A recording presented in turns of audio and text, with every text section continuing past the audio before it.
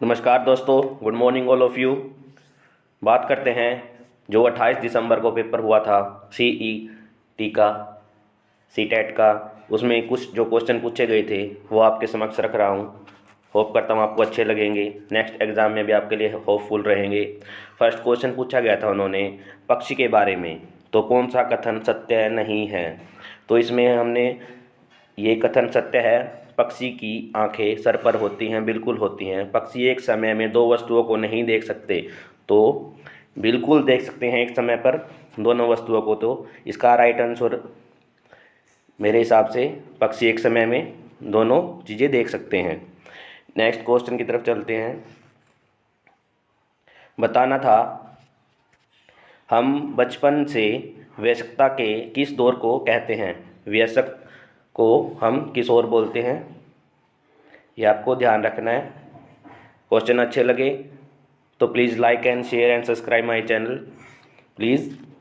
Next question पूछा गया था निम्नलिखित में से कौन सा समूह फल का है।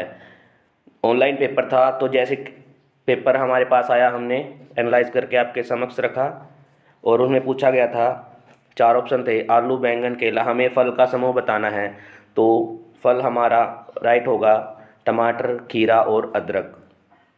तो इसका राइट आंसर ये था। ऐसे ऐसे क्वेश्चन पूछे गए हैं।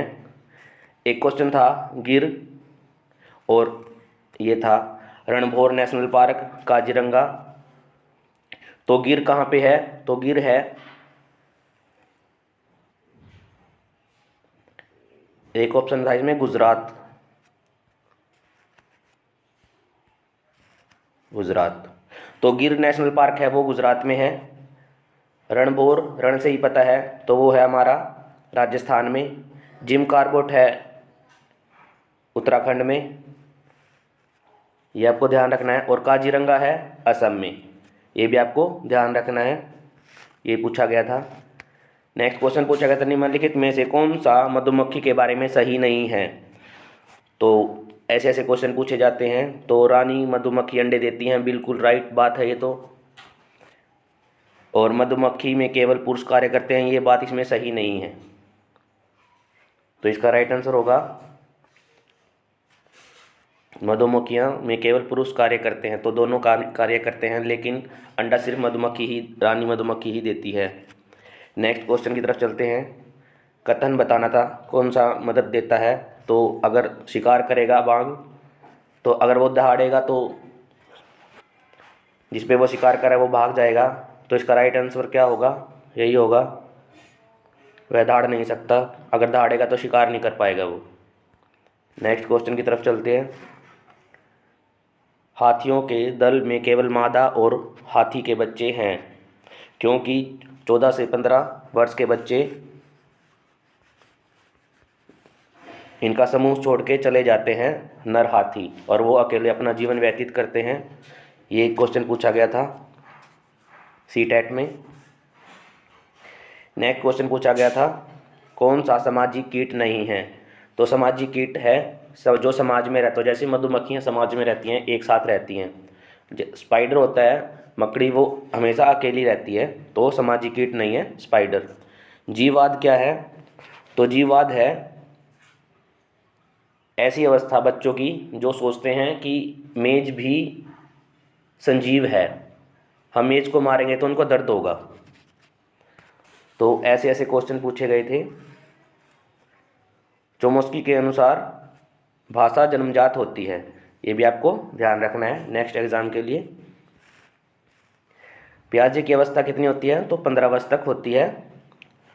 कोहल वर्ग सिद्धांत क्या होता है, वो हम फील करते हैं ओरिएंटेशन के थ्रू, गुड और बैड गर्ल।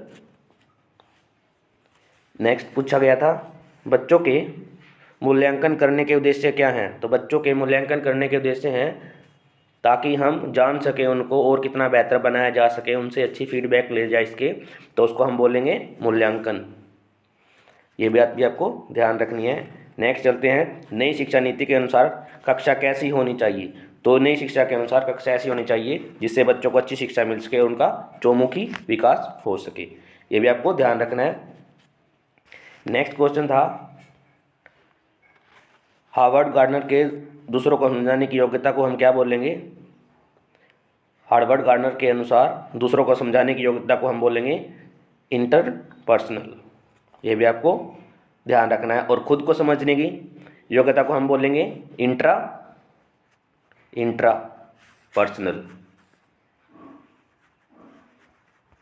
ये भी आपको ध्यान रखना है। नेक्स्ट क्वेश्चन पूछा गया था, शिक्षा का महत्व क्या है? तो शिक्षा का महत्व होना चाहिए हमेशा प्रेजेंट लाइफ में हमें शिक्षा मिलनी चाहिए। जो जीवन हम प्रेजेंट में जीते हैं उसमें हमें शिक्षा मिलनी चाहिए। एक क्वेश्चन पूछा गया था, निप के अनुसार 2022 शिक्षा नीति कैसी होगी? तो वो होगी 5+3+3+4 ये होगी। ये भी आपको ध्यान रखना है।